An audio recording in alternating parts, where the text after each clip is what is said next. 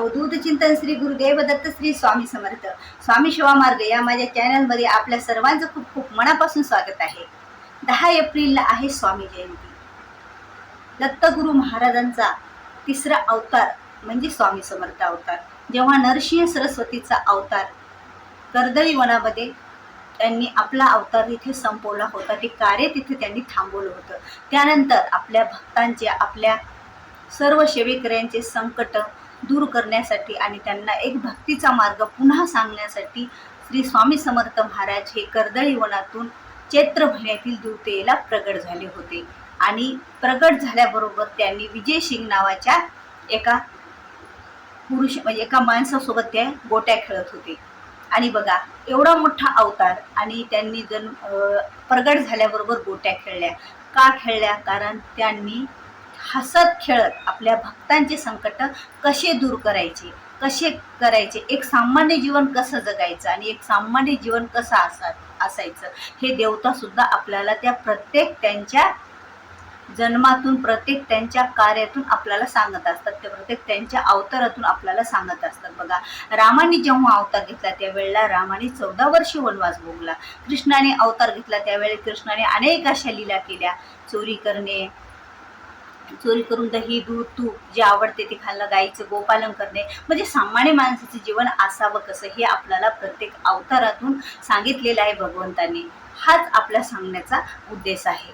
तर अशा प्रकारे आपल्याला सामान्य जीवन जगायचं असतं। बघा, आता प्रत्येकाला पोथी हातात घेऊन वाचणं होणं शक्य नाही। बघा, बरेच विद्यार्थी असतात, बरेच पुरुष असतात, बरेच महिला असतात, त्यांना स्वामी खूप अशी ते सेवेकरी आहेत, पण त्यांना असं जमतच नाही की मी आता स्वामीची भक्ती आहे, सेवा करतात, स्वामीला मानतात, स्वामीला मनातून आपल्या इच्छा सांगतात आणि स्वामी त्यांच्या इच्छा पण पूर्ण करत असतात। पण त्यांना वेळोवेळी आपल्या इच्छा पूर्ण होण्यासाठी त्यांना एवढा वेळ नसतो की ते स्वामी चरित्र किंवा एखादा ग्रंथ ते हातात घेऊन वाचत नसते। म्हणजे ग्रंथ वाचणं किंवा हे असं मला म्हणायचं नाही की ग्रंथ वाचणं हे योग्य नाहीये, ग्रंथ वाचणं हे योग्यच आहे, पण त्यांच्या वेळेअभावी त्यांना श्रद्धा असून वाचणं होत नाही। त्यामुळे त्यांनी जी मनातून काही श्रद्धा आणि भक्तीने जी सेवा करते त्या सेवेचं फळ स्वामी त्यांना देत असतात। स्वामी काय बघत असतात? बघा, भक्तांच्या मनातील, सेवेकऱ्याच्या मनातील तळमळ, श्रद्धा आणि भक्ती, त्याचप्रमाणे ते त्यांना फळ देत असतात। असं नाही की तुम्ही दररोजच सेवा करता आणि तुमची सेवा करताना आपल्या किती चुका होत असतात। बघा, दररोज आपण सेवेला बसलो तर आपलं लक्ष, आपलं मन दुसरीकडे जात असतं आणि त्या ज्या सेवा आपण करतो त्या निष्फळ होत असतात। कारण सेवा अशी करायची असते की त्यावेळेला ज्या देवतेची आपण सेवा करायलो त्या देवता आपल्या नजरेसमोर राहिलीच पाहिजे, इतरत्र दुसरं काही आपल्या नजरेसमोर नाही राहिलं पाहिजे। पण आपण संसारात आहे तर आपलं मन हे भटकत असतं आणि त्यावेळेला सुद्धा आपल्या मनात अशा अनेक प्रश्न असे आलेले असतात, उभे असतात आणि कुठेतरी मन आपलं भटकत असतं।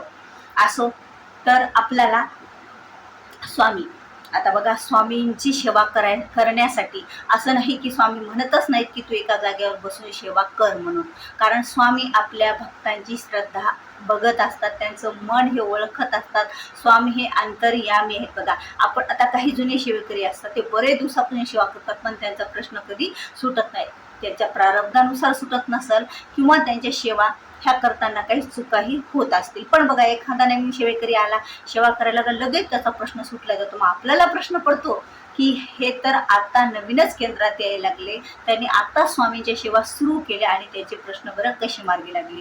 तर त्याचे प्रश्न का बरं मार्गी लागतात? एक तर त्याचं प्रारब्ध एवढं जड नव्हतं आणि त्यातल्या त्यात त्यांनी ज्या सेवा केल्या त्या एवढ्या विश्वासाने केल्या, एवढ्या भक्तीने केल्या, एवढ्या श्रद्धेतून केल्या की मी ही सेवा करायलो आणि मी ही भक्ती करायलो की या भक्तीतून, या सेवेतून माझं कार्य पूर्ण होणारच, असा निस्वार्थ भाव त्यांचा स्वामीवर असतो। म्हणून स्वामी त्यांना लवकर असे प्रगट होत असतात आणि त्यांच्या प्रश्न सोडवत असतात।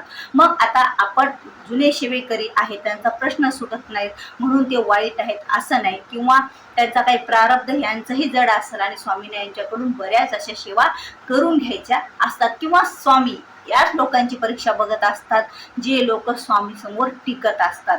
कारण बघा, जेव्हा परीक्षा होती का त्यावेळेला समजायचं की नाही, माझं स्वामीचं लक्ष कोणाकडे आहे? माझ्याकडे आहे, म्हणून स्वामी माझी परीक्षा घेत आहेत. यात खुश राहायला शिका. परीक्षा होती ना त्यावेळेला देवाचं लक्ष खूप राहते बघा आपल्याकडं, कारण त्या देवाला आपल्याकडून आणखीनच सेवा करून घ्यायच्या असतात आणि आपण त्या सेवा पूजा पाठ करतो आणि त्याचं फळ आणखीन आपल्या जीवनामध्ये टप्प्याटप्प्यानं वाढतच जातं बघा. प्रश्न छोटा असला तरी तो एकदा आयुष्यात सुटणारच आहे, पण आपण केलेल्या सेवाची पुंजी ही आपल्या जवळच राहणार आहे आणि ती आयुष्यभर तर आपला सांभाळ करणारच आहे. पण जेव्हा आपण आता प्रत्येकालाच मरण असतं आणि प्रत्येकालाच मरण हे अटळ आहे आणि सर्वांना हे जग सोडून जायचंच आहे एक दिवस. आपण सर्व हे प्रवासी आहोत, त्यावेळेला ही पुंजी पुण्याची आपल्यासोबत असते. म्हणून स्वामी सेवेकरांनो, तुम्ही न घाबरता तुम्हाला होईल तेवढी सेवा स्वामींची करा. स्वामींची बसून होत नाही, काहीही हरकत नाही. मग सेवा कशी करायची स्वामीची? तर तुम्ही चालत फिरत उठत बसत माझ्या स्वामीची सेवा करू शकता, आपल्या स्वामीची सेवा करू शकता. अहो, स्वामींना भक्तापासून कशाची आशा आहे? फक्त त्यांच्या श्रद्धेची आशा आहे. श्रद्धा विश्वास जर स्वामीवर असेल ना, तर बघा, तुम्हाला आता व्हिडिओ मोठा होत चालला तरी मी एक छोटीशी तुम्हाला गोष्ट सांगते जी स्वामी चरित्रातली. स्वामी चरित्रातल्या 20वा अध्याय बघा. त्यामध्ये स्वामींनी एका गृहस्थाला सांगितलं की त्याच्या खूप अडचणी होत्या की तू 5 फकीर जेव घाल. मग त्याने 5 फकीर जेव घातले की ते स्वामी थांबले. मग जे फकीर जेवून गेल्याच्या नंतर स्वामींनी ते पत्रवाळीवर जे उरलेलं अन्न होतं ते त्यांनी त्या म्हणजे त्या गृहस्थाला म्हणजे खायला सांगितलं, उरलेलं अन्न खायला सांगितलं. पण त्याला तिथे कमीपणा वाटला आणि जर लोकांमध्ये जनाकी गोष्ट कळली की फकीराचं उष्ट यानं खाल्ले तर माझा अपमान होईल असं त्याला वाटलं. पण त्याला समजलं नाही, साक्षात ब्रह्मांड नाही तुला सांगत आहे हे अन्न खाय. आणि ही काही म्हणजे वाईट गोष्ट नव्हती. स्वामींना माहीत असतं आपल्या सेवेकऱ्यासाठी, आपल्या भक्तासाठी काय योग्य आहे ते, तेव्हाच तिथे आपल्याला त्या गोष्टी करायला सांगतात. मग त्याने ती गोष्टी खाल्लं नाही, मग त्याचं काम झालं नाही. पण एक असा जाता जाता रस्त्यानं खूप कंटाळलेला होता, त्याला पैशाच्या अडचणी होत्या. तो ग्रस्त आला, तो माणूस आला आणि त्याने ते अन्न स्वामीनं म्हणल्याबरोबर त्यांनी स्वामीवर विश्वास ठेवून ते अन्न खाल्लं आणि त्याला मुंबई शहरामध्ये गेल्याच्या नंतर 10,000 रुपये त्याला एका स्त्रीने दिले. ही कथा आपण स्वामी चरित्राच्या 20व्या अध्यायात हा अध्यायच आहे.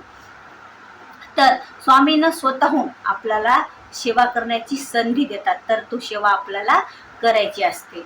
आणि असं म्हणायचं की स्वामींनी जे दिलं ते खालीपणा नाही. स्वामी आपल्या भक्तासाठी सर्व काही आपल्या भक्ताकडून करून घेत असतात. मग स्वामींनी आपल्याला डबल एवढ्या सेवा करायला लावल्या म्हणून नाराज व्हायचं का? नाही, कारण आपल्या चांगल्यासाठी स्वामी आपल्याकडून सेवा जास्तीत जास्त करून घेत असतात, म्हणून कधी आपली ती परीक्षा पाहत असतात. तेव्हा समजायचं माझ्या स्वामीचं माझ्याकडे लक्ष आहे म्हणल्यानं मी खूप भाग्यवान आहे, कारण स्वामी आणखी मला नजरेसमोर ठेवायला, माझ्याकडून आणखीन सेवा करून घ्यायलेत. म्हणून तर स्वामीचा विश्वास हा अटळ पाहिजे बघा. सांगायचा मुख्य उद्देश म्हणजे स्वामीवरचा विश्वास हा अटळ पाहिजे. स्वामीवरचा विश्वास हा कधीच कमी होऊ द्यायचा नाही. प्रश्न कुठलाही असो, स्वामीवर निशंक भावनेने सेवा करायची. निशंक होई रे मना, निर्भय होई रे मना, प्रचंड स्वामी भरपाठीशी नित्य आहे रे मना. हा शब्द स्वामींचा लक्षात ठेवायचा. आणि सर्वात महत्त्वाचा शब्द, भिऊ नकोस मी तुझ्या पाठीशी आहे, हा शब्द स्वामीचा तर आपण नेहमीच लक्षात ठेवायचा.